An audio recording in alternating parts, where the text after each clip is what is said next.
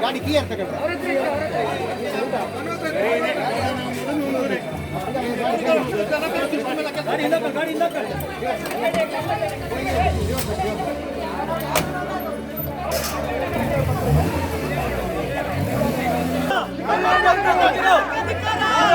ನಮ್ಮ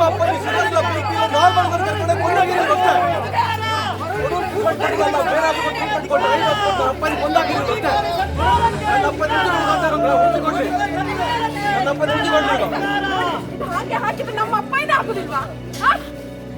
ಯಾರದು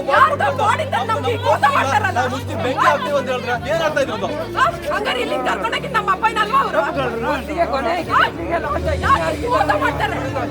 ಅವ್ರು ಎಲ್ಲ ಗೋಲ್ಮಾಲ್ ಮಾಡ್ತಾ ಇದ್ದಾರಲ್ಲ ಮತ್ತೆ ಅನ್ಯಾಯ ಆಗ್ಬೇಕಾದ